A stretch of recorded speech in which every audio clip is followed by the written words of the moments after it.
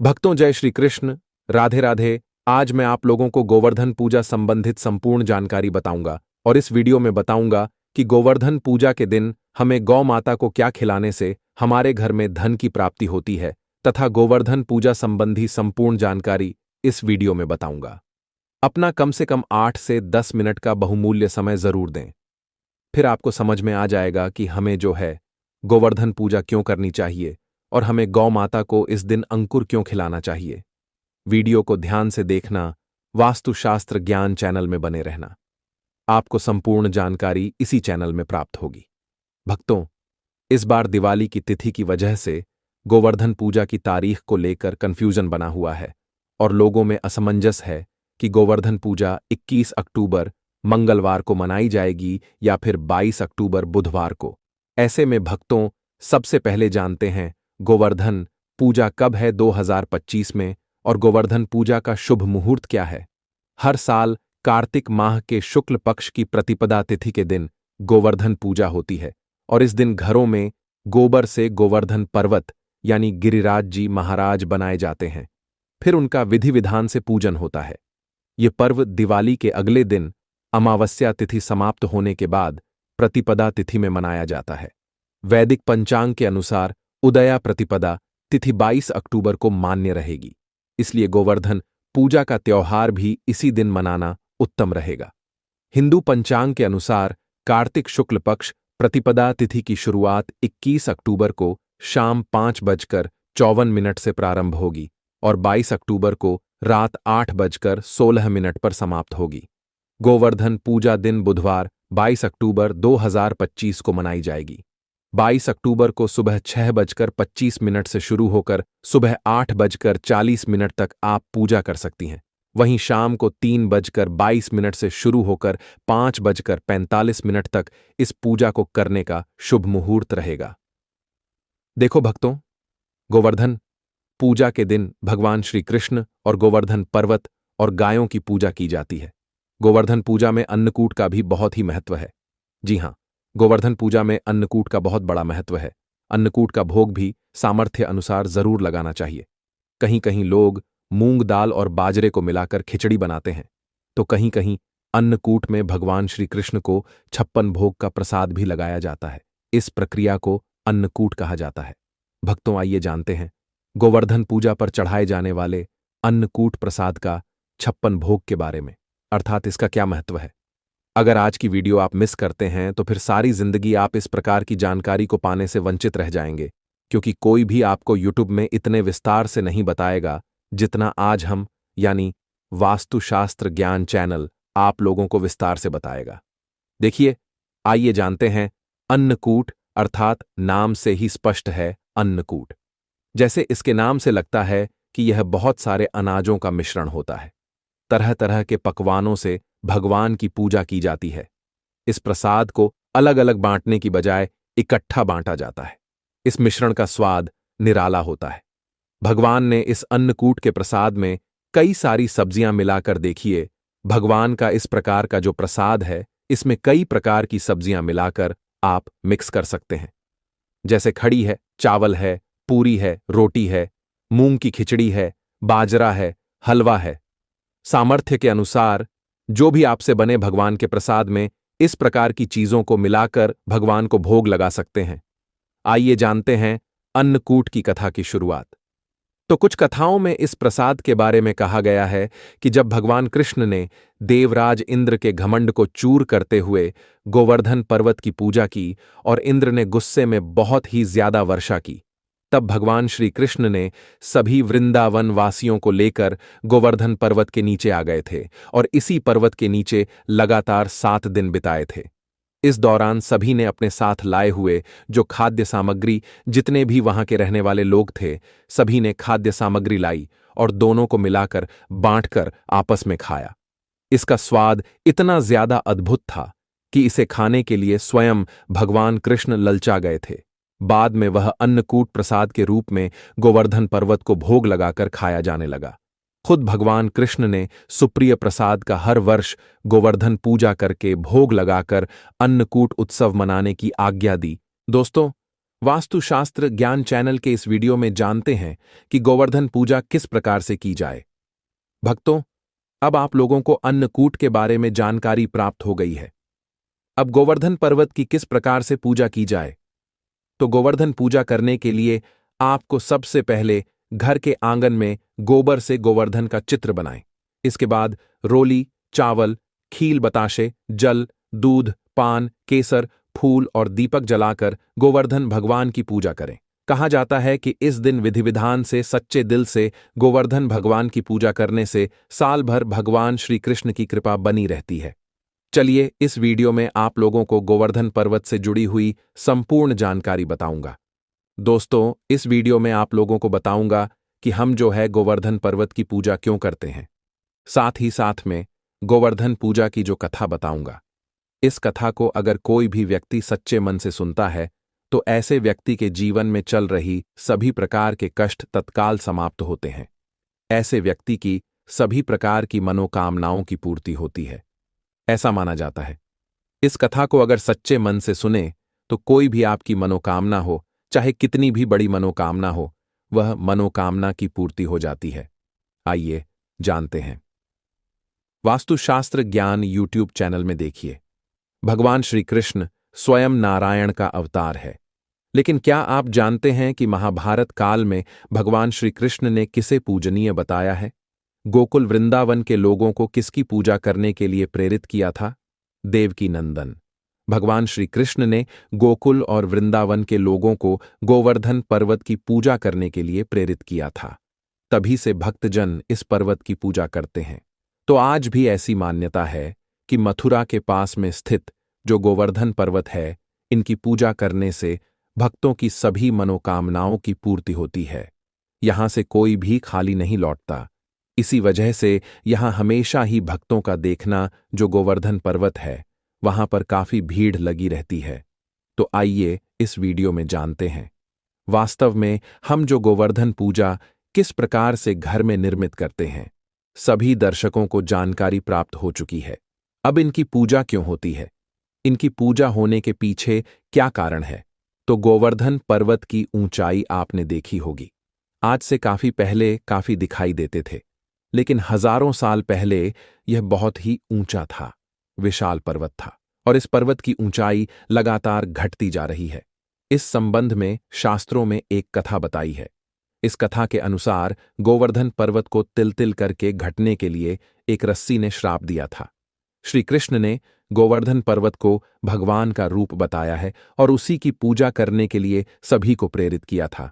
आज भी गोवर्धन पर्वत चमत्कारिक रूप से, पूर्ण रूप से, चमत्कारिक रूप से भरा हुआ है। सभी प्रकार के लोगों की इच्छा को पूर्ण करता है।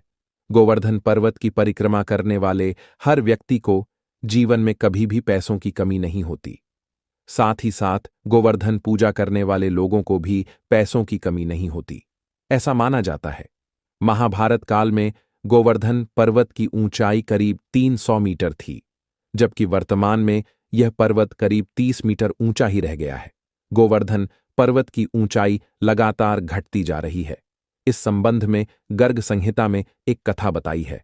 दोस्तों, कथा के अनुसार भगवान श्री कृष्ण ने अवतार लेने के पूर्व राधा जी से भी पृथ्वी लोक में साथ चलने के लिए निवेदन किया था। इस पर राधा जी ने कहा कि मेरा मन पृथ्वी पर वृंदावन, यमुना और गोवर्धन पर्वत के बिना नहीं लगेगा। यह सुनकर श्री कृष्ण ने अपने हृदय की ओर दृष्टि डाली, जिससे तेज निकला और राजभूमि पर जाकर गिरा। यही तेज पर्वत के रूप में परिवर्तित हो गया। शास्त्रों के अनुसार यह पर्वत रत्न, झरने, कदम आदि वृक्षों से सुशोभित है और अन्य सामग्री भी इसमें उपलब्ध थी। इसे देखकर राधा जी बहुत प्रसन्न हुई तथा भगवान श्री कृष्ण के साथ उन्होंने भी पृथ्वी पर अवतार धारण किया। चलिए वास्तुशास्त्र ज्ञान चैनल के इस वीडियो में जानते हैं कि गोवर्धन पूजा के दिन हमें गाय को कौन सी वह एक चीज खिलानी चाहिए। भक्तों, हमारे प्राचीन धर्म ग्रंथों में गाय को एक अत्यंत महत्वपूर्ण और पवित्र पशु माना जाता है। शास्त्रों में गाय को माता कहा गया है और समस्त देवी देवता का पूजन गौ माता के शरीर में 33 कोटि देवी देवताओं का निवास होता है। गाय एक अत्यंत पवित्र, निर्मल, शांत, निष्पाप जीव है। ऋग्वेद में इसे संसार का पालन पोषण करने वाली कामधेनु माता कहा गया है। इसके दर्शन मात्र से मनुष्य के हजारों पाप नष्ट हो जाते हैं। इसीलिए कभी इस निष्पाप गौ माता पर अत्याचार नहीं करना चाहिए। गाय को कभी मारना नहीं चाहिए और कभी उन्हें कष्ट नहीं देना चाहिए। गाय को मारना शास्त्रों में सबसे बड़ा पाप माना गया है। दोस्तों, भगवान श्री कृष्ण को गायों से विशेष लगाव था। उन्हें गौ माता बहुत अधिक प्रिय थी। श्री कृष्ण के अनुसार गायों की सेवा करना ही सर्वश्रेष्ठ धर्म है।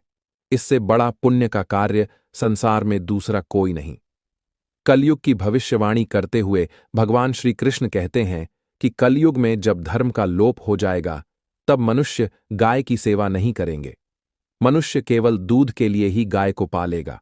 दूध के लिए गाय को बहुत कष्ट देगा, जिसके परिणाम स्वरूप कलयुग में पाप और धर्म उसके चरम पर होगा। कलयुग के अंत का लक्षण बताते हुए श्री कृष्ण कहते हैं, जब संसार से गाय समाप्त हो जाएंगी, तब कलयुग का अंत होगा।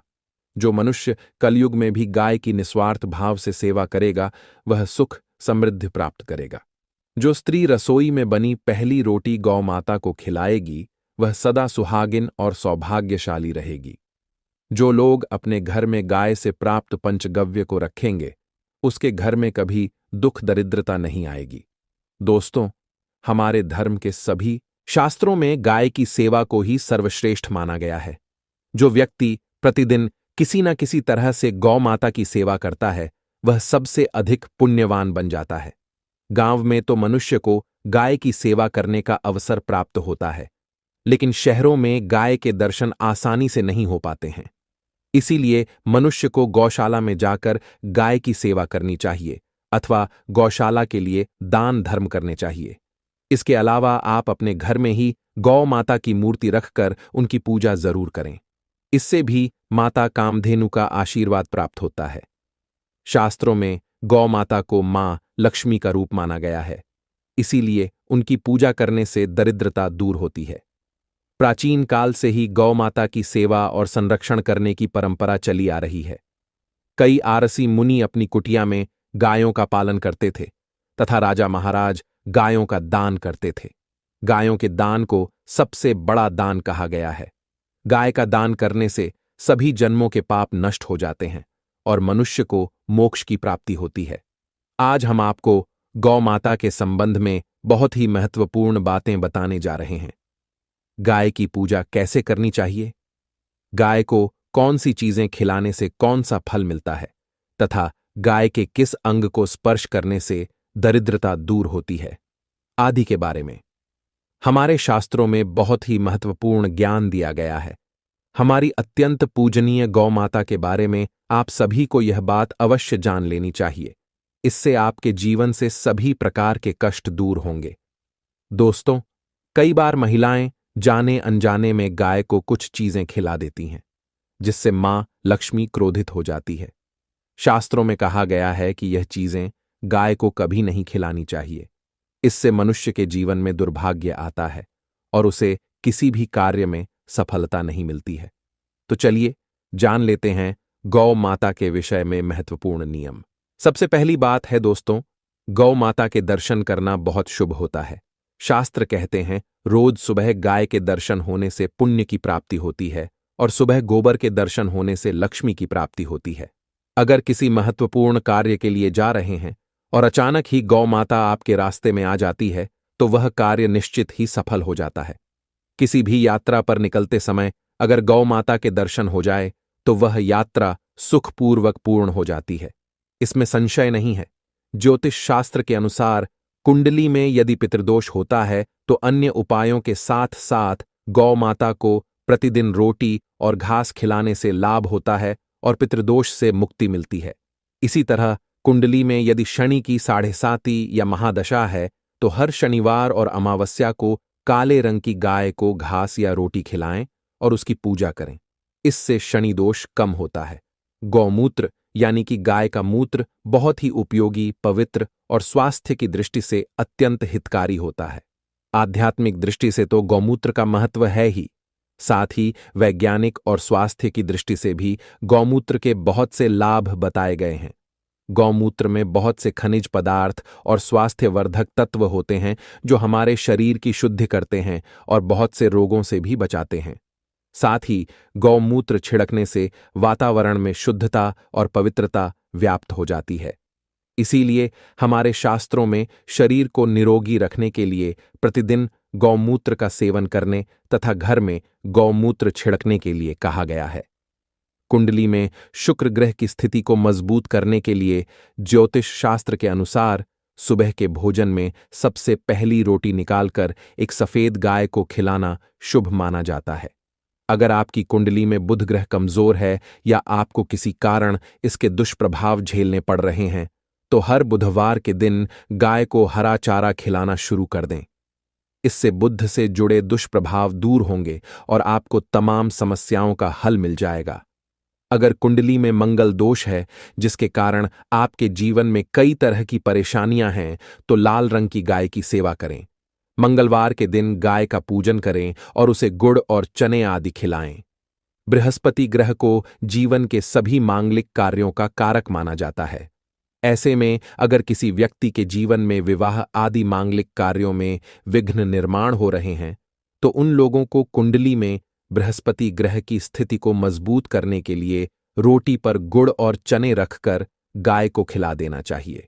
इससे आपको शुभ परिणाम प्राप्त होते हैं। अगर घर में अशांति है, लड़ाई झगड़े होते रहते हैं, तो घर में सुख शांति बनाए रखने के लिए घर के अंदर गाय के गोबर से बने उपले को जलाना चाहिए और उसका धुआं संपूर्ण घर में फैलाना चाहिए। इससे घर की नकारात्मक ऊर्जा नष्ट होती है और सकारात्मक ऊर्जा में वृद्धि होती है। गाय के दूध, दही, घी, गोबर और गौमूत्र से बनने वाले मिश्रण को पंचगव्य कहते हैं। पंचगव्य को पापनाशक कहा जाता है और हिंदुओं की धार्मिक विधि प्रायश्चित करने में इसका उपयोग किया जाता है। पंचगव्य को बनाने वाली सभी वस्तुएं अत्यंत उपयोगी होती हैं, जो स्वास्थ्य के लिए लाभदायक तो हैं ही, साथ ही औषधीय गुणों से भरपूर हैं। दोस्तों, अगर आपके द्वार पर गौ माता आती है तो उसे बिना रोटी खिलाए जाने मत देना, नहीं तो आपको दुर्भाग्य का सामना करना पड़ेगा, क्योंकि जिसके द्वार से गाय बिना कुछ प्राप्त किए लौट जाती है, उसके घर से लक्ष्मी भी चली जाती है। प्रत्येक स्त्री को प्रतिदिन गाय के लिए एक रोटी बनानी चाहिए और प्रेम से गौ माता को खिलानी चाहिए। इससे गौ माता का आशीर्वाद प्राप्त होता है और मन की इच्छाएं पूर्ण होती हैं। कुछ लोग गौ माता को बांसी भोजन अथवा जूठन खिला देते हैं। इसे शास्त्रों में पाप माना गया है। गाय एक शाकाहारी और पवित्र पशु है, इसीलिए गाय के भोजन में कभी मांस, अंडे आदि चीजें नहीं डालनी चाहिए। ऐसा करने से महापाप लगता है। यदि आपकी कुंडली में चंद्र दोष है और जिसके कारण लगातार परेशानी उठानी पड़ रही है, तो आप यह एक उपाय जरूर करें। रोटी पर सफेद मक्खन, नमक और घी लगाकर गौ माता को खिला दें। यदि शनि दोष है तो आटे में थोड़े काले तिल मिलाकर रोटी बनाकर गौ माता को खिला दें। इससे शनि दोष समाप्त होता है। मंगल दोष को दूर करने के लिए रोटी पर हल्दी लगाकर गाय को खिलाना चाहिए। अगर घर में धन की समस्या है तो गुरुवार के दिन गाय को केले का फल खिलाना चाहिए। इससे दरिद्रता दूर होती है। दोस्तों, गौ माता के पीठ पर एक उभरा हुआ को कुकुबड़ होता है। उस कुबड़ में सूर्य केतु होते हैं। जब भी आपके द्वार पर गौ माता पधारें, आप इस कुबड़ को एक बार जरूर स्पर्श करें। इससे आपके जीवन से सभी दुखों का अंत होगा और धन संपत्ति की प्राप्ति होगी। शास्त्रों में कहा गया है, जो मनुष्य तन मन धन से गौ माता की सेवा करता है, वह मृत्यु के बाद वैतरणी नदी को गौ माता की पूंछ पकड़कर पार कर लेता है। उस व्यक्ति की अकाल मृत्यु नहीं होती है और उसे मोक्ष की प्राप्ति होती है। जिस व्यक्ति के भाग्य की रेखा सोई हुई है, अगर वह व्यक्ति अपनी हथेली पर गुड़ रखकर गौ माता की जीभ से चटाता है, तो उसकी सोई हुई भाग्य रेखा खुल जाती है और उसका दुर्भाग्य सौभाग्य में परिवर्तित हो जाता है। अगर आपके घर में मंदिर है और आप भगवान की पूजा करते हैं, तो इस वीडियो को ध्यान से देखें। आजकल लगभग हर घर में एक मंदिर होता है, लेकिन क्या आपको यह पता है कि घर के मंदिर में क्या चीजें रखनी चाहिए और कौन सी चीजें नहीं रखनी चाहिए? आज हम आपको उन 5 चीजों के बारे में बताएंगे जिन्हें आपको कभी भी अपने घर के मंदिर में नहीं रखना चाहिए। इन बातों का पालन करके आप घर में सुख, शांति और समृद्धि सुनिश्चित कर सकते हैं। साथ ही माता लक्ष्मी का आशीर्वाद भी सदा बना रहेगा। बहुत से लोग घर के मंदिर में गलत चीजें रखते हैं जो घर में समस्याओं और दुखों का कारण बन सकती हैं। कुछ लोग मंदिर के सामने गलत कार्य करते हैं जिससे उनका घर बर्बाद हो सकता है। यह एक ऐसी गुप्त जानकारी है जो ज्यादातर लोगों को नहीं होती, लेकिन जिनके पास यह जानकारी होती है उनके घर में हमेशा सुख और समृद्धि बनी रहती है। अगर आप यह वीडियो पूरा देखेंगे तो आपको माता लक्ष्मी का आशीर्वाद हमेशा के लिए मिलेगा। कृपया ध्यान से इस वीडियो को देखिए और अपने परिवार के साथ इसे साझा करें ताकि आप किसी भी प्रकार की समस्याओं से बच सकें। ध्यान रखें, अगर आपने इस वीडियो को न देखा तो आपके घर में दुख और गरीबी का सामना हो सकता है। यह जानकारी बहुत महत्वपूर्ण है, इसलिए इसे हल्के में न लें। आपके घर में सुख, शांति और समृद्धि बनी रहे, इसके लिए यह वीडियो जरूर देखें। घर की बर्बादी होने से पहले और परिवार बर्बाद होने से पहले ही बच जाएंगे। आज भी भारत में कई लोग हैं जिन्होंने अभी तक घर के मंदिर से यह 3 चीजें हटाई नहीं हैं, और कुछ लोग ऐसे भी हैं जिन्होंने अपना मंदिर बेडरूम में बना रखा है। इस स्थिति में कई पति पत्नी ऐसे होते हैं जो बेडरूम में अपने मंदिर और बेडरूम में ही एक साथ रहते हैं, खाते हैं और सोते हैं। जरा सोचिए, अगर आपके बेडरूम में भगवान का मंदिर है और आप मंदिर के सामने ही गलत हरकतें करना शुरू कर देते हैं तो यह बहुत गलत है। हम आपसे हाथ जोड़कर निवेदन करते हैं कि कभी भी अपने बेडरूम में मंदिर ना बनाएं। हम ये नहीं कह रहे कि पति पत्नी को संबंध नहीं बनाना चाहिए, बल्कि हम यह कह रहे हैं कि संबंध बनाने का स्थान और पूजा घर अलग अलग होना चाहिए। भारत में शायद ही कोई ऐसा घर होगा जिसमें पूजा घर नहीं होता है, और पूजा घर वह स्थान है जहां घर में सकारात्मक ऊर्जा का संचार होता है। आपका पूजा घर वास्तु के अनुसार सही तरीके से बनाना चाहिए ताकि वह घर में सकारात्मक ऊर्जा का संचार कर सके। बहुत से लोग पूजा घर में भगवान की मूर्तियां रखते हैं, लेकिन साथ ही ऐसी चीजें भी रख देते हैं जो घर की तरक्की के बजाय उसे नीचे खींच ले आती हैं। कई बार लोग वास्तुशास्त्र को हल्के में ले लेते हैं और घर में चीजों को सही स्थान पर नहीं रखते। आजकल जो महिलाएं हमारे घर में नई बहू बनकर आती हैं, उन्हें वास्तुशास्त्र का सही ज्ञान नहीं होता है और न ही वे जानती हैं कि मंदिर में क्या रखना चाहिए और क्या नहीं। मंदिर के सामने गलत हरकतें बिल्कुल भी नहीं करनी चाहिए। इसलिए नई महिलाएं और पुरुषों को इन महत्वपूर्ण बातों का ज्ञान होना चाहिए ताकि वे घर के मंदिर को सही तरीके से इस्तेमाल कर सकें और घर में सुख शांति बनी रहे। जैसे कोई महिला किचन में खाना बना रही होती है तो पुरुष संभोग के लिए रसोई में चला जाता है, जबकि ऐसा करना उचित नहीं है, और महिलाएं भी अपने पति को मना नहीं करती हैं। आधुनिक समय में कई बार पति पत्नी का किचन बेडरूम बन जाता है और इस स्थिति का पता ही नहीं चलता। जब घर बर्बाद होने लगता है तब समझ आता है कि क्या गलत था। अगर आपके घर में ऐसी महिला है तो यह स्थिति आपको घुट घुट कर जीने पर मजबूर कर सकती है। आजकल आधुनिक समय में ऐसा हो चुका है कि घर की महिलाएं जिस तरीके से अपने कपड़े बदलती हैं, ठीक उसी तरीके से अलग अलग चीजों में समय बिताने लगी हैं। आपको बताने का तो मन नहीं कर रहा, पर सच यही है कि आजकल महिलाएं बहुत बदल चुकी हैं। वीडियो शुरू करने से पहले आपसे निवेदन है कि कमेंट बॉक्स में जय हनुमान, जय सिया राम, राधे राधे, जय श्री कृष्ण अवश्य लिखें। जो भी भक्त इस वीडियो को देख रहे हैं उनके घर में सुख समृद्धि आए, कोई भी परेशानी ना हो और पूरा परिवार शांति से अपना जीवन जी सके। अगर आप जय बजरंग बली जी को मानते हैं और सच में भक्त हैं तो इस वीडियो को लाइक करें और कमेंट बॉक्स में एक बार जय जय बजरंग बली लिखें। जो भी भक्त कमेंट बॉक्स में जय जय बजरंग बली लिखते हैं उनके मन की जो भी मनोकामना है वह पूरी हो जाएगी। दोस्तों, पूजा घर में ये चीजें रखना जरूरी होता है, वरना अशुभ परिणाम हो सकते हैं। मां लक्ष्मी ऐसे घरों को त्याग देती हैं। इस वीडियो में हम जानेंगे उन विशेष चीजों के बारे में जिनका पूजा घर में होना बेहद आवश्यक है। अगर आप घर में सुख, समृद्धि और धन की कामना करते हैं तो ये 3 चीजें पूजा घर में जरूर होनी चाहिए। भगवान श्री कृष्ण ने स्वयं बताया है कि प्रत्येक मनुष्य अपने घर में एक छोटा सा पूजा घर अथवा मंदिर बनाता है, जिसमें वह अपने प्रिय देवी देवताओं और उनसे जुड़ी महत्वपूर्ण चीजों को श्रद्धा भाव से रखता है। वह अपने मंदिर में देवी देवताओं की तस्वीरें, पूजा पाठ का सामान आदि रखता है।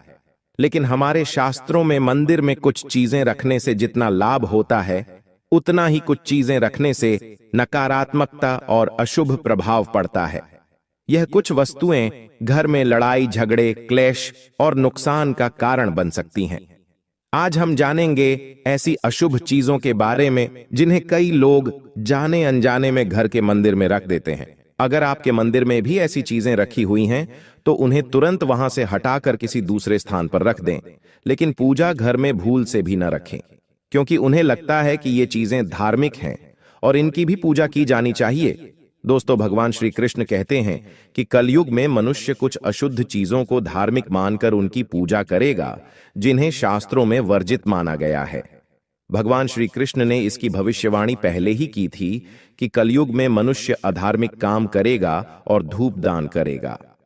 दोस्तों, भारत की परंपरा मिट्टी से जुड़ी हुई है, इसीलिए मंदिर में पारंपरिक मिट्टी का दीपक अवश्य होना चाहिए। अगर आप मिट्टी का दीपक नहीं रख सकते हैं तो धातु के दीपक का उपयोग करें। अगर भगवान में आपकी आस्था ज्यादा हो तो आप उपला रखकर गुड़ और घी का धूप भी दे सकते हैं। ऐसा करने से घर में सुख शांति बनी रहती है। दूसरी चीज है स्वास्तिक। घर के मंदिर में स्वास्तिक अवश्य होना चाहिए। आप इसे रोली से बना सकते हैं, क्योंकि स्वास्तिक आपके घर की शक्ति, सौभाग्य, समृद्धि और शुभता का प्रतीक माना जाता है। यही मुख्य कारण है कि कोई भी शुभ कार्य करने से पहले स्वास्तिक का चिन्ह अवश्य बनाया जाता है। तीसरी चीज है कलश। भगवान श्री कृष्ण कहते हैं कि कलश सुख और समृद्धि का प्रतीक है। अपने मंदिर में रोली कुमकुम से स्वास्तिक बनाकर उस पर मंगल कलश अवश्य रखें। ऐसा करने से घर में सदैव समृद्धि बनी रहती है और ऐश्वर्य की प्राप्ति होती है। चौथी चीज है शंख। बहुत ही कम लोग जानते हैं कि शंख की उत्पत्ति समुद्र मंथन के 14 रत्नों के साथ हुई थी। इसी कारण से शंख मां लक्ष्मी को अत्यंत प्रिय है। शंख की ध्वनि से सकारात्मक ऊर्जा का संचार होता है, इसीलिए मंदिर में शंख अवश्य होना चाहिए। शंख के घर में उपस्थिति से मां लक्ष्मी भी प्रसन्न होती हैं और उस घर में कभी भी धन की कमी महसूस नहीं होती। पांचवी चीज है घंटी। मंदिर में आपने घंटी अवश्य देखी होगी, क्योंकि घंटी को शुभ माना जाता है। इसीलिए जब घर के मंदिर में घंटी की आवाज होती है, वहां का वातावरण शुद्ध और पवित्र बनता है। जिस घर में पूजा के दौरान घंटी बजाई जाती है, उस घर के आसपास की सभी नकारात्मक शक्तियां दूर हो जाती हैं और सुख समृद्धि के द्वार खुलने लगते हैं। तो ये हैं वो वस्तुएं जिन्हें घर के मंदिर में जरूर रखना चाहिए। आइए अब जान लेते हैं कि घर के मंदिर में कौन सी चीजें कभी भी नहीं रखनी चाहिए। सबसे पहली बात, गणेश जी की विषम संख्या में मूर्ति घर में कभी भी गणेश जी की मूर्ति 3 अथवा 5 जैसी विषम संख्या में ना रखें। अपने मंदिर में गणेश जी की केवल 2 मूर्तियां रखें, इसे शुभ माना जाता है। अगर आप अपने मंगल की कामना करते हैं तो गणेश जी की मूर्ति मुख्य द्वार पर अंदर की ओर मुंह करके लगा लें। कई लोग यह गलती करते हैं कि मुख्य द्वार पर गणेश जी की मूर्ति बाहर की ओर मुंह करके लगा देते हैं, जिससे उन्हें नुकसान का सामना करना पड़ता है। अगर आप चाहें तो मुख्य द्वार के दोनों ओर मूर्ति लगा सकते हैं या फिर मुख्य द्वार के अंदर की ओर लगाइए, लेकिन बाहर की ओर कभी भी नहीं लगानी चाहिए।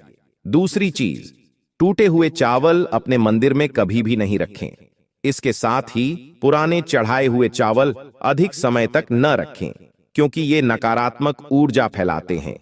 यह बात भी ध्यान में रखें कि आप मंदिर में रखने वाले चावलों का इस्तेमाल हल्दी में भिगोकर ही करें, इससे अधिक शुभ परिणाम मिलेंगे। तीसरी चीज है पूर्वजों की तस्वीर।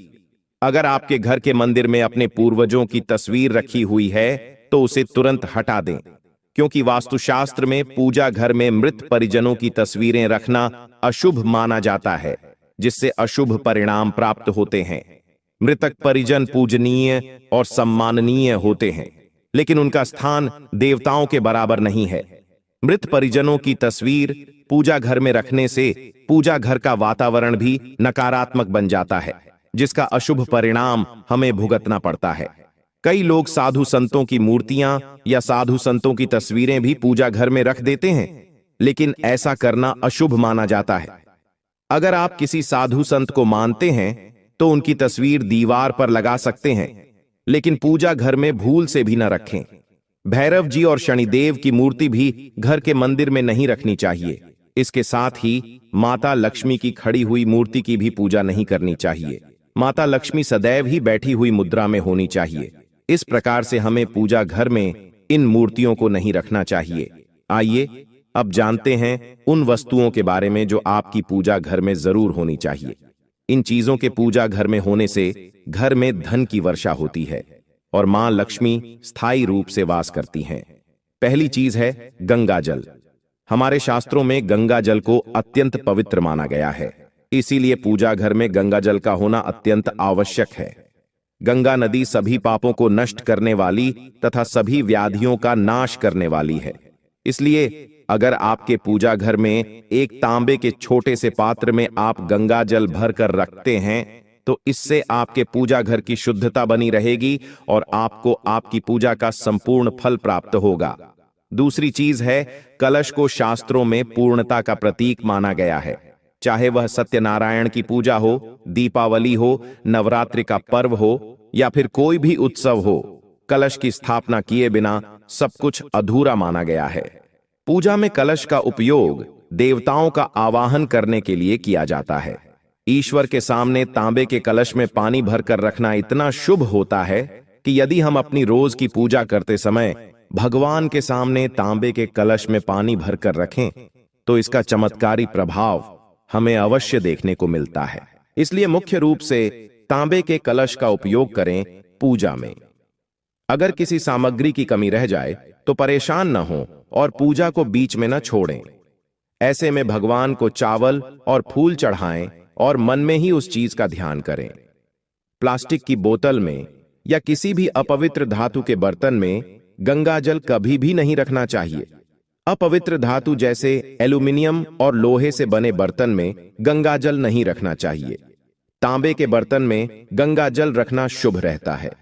केतकी का फूल शिवलिंग पर अर्पित नहीं करना चाहिए। किसी भी पूजा में मनोकामना की सफलता के लिए दक्षिणा अवश्य चढ़ानी चाहिए। मां लक्ष्मी को विशेष रूप से कमल का फूल अर्पित किया जाना चाहिए और यदि आप यह शुक्रवार के दिन करते हैं तो कई गुना लाभ मिलता है। इस फूल को 5 दिनों तक जल छिड़क कर पुनः चढ़ा सकते हैं। हमेशा इस बात का ध्यान रखें कि कभी भी दीपक से दीपक नहीं जलाना चाहिए। शास्त्रों के अनुसार जो व्यक्ति दीपक से दीपक जलाते हैं वह रोगी होते हैं। घर के मंदिर में सुबह और शाम को दीपक अवश्य लगाएं। एक दीपक घी का और एक दीपक तेल का जलाना चाहिए। पूजा में दीपक को सही जगह पर रखना चाहिए। घी का दीपक हमेशा दाएं तरफ और तेल का दीपक हमेशा बाएं तरफ रखें। जलपात्र, घंटा, धूप दान जैसी चीजें हमेशा बाईं तरफ रखनी चाहिए। घर पर पूजा करते समय खड़े होकर पूजा न करें और न ही सीधे जमीन पर बैठकर पूजा करें। पूजा करने से पहले हमेशा आसन बिछाएं और आसन में बैठकर ही पूजा करें। इसके साथ ही बिना सिर ढके पूजा नहीं करनी चाहिए।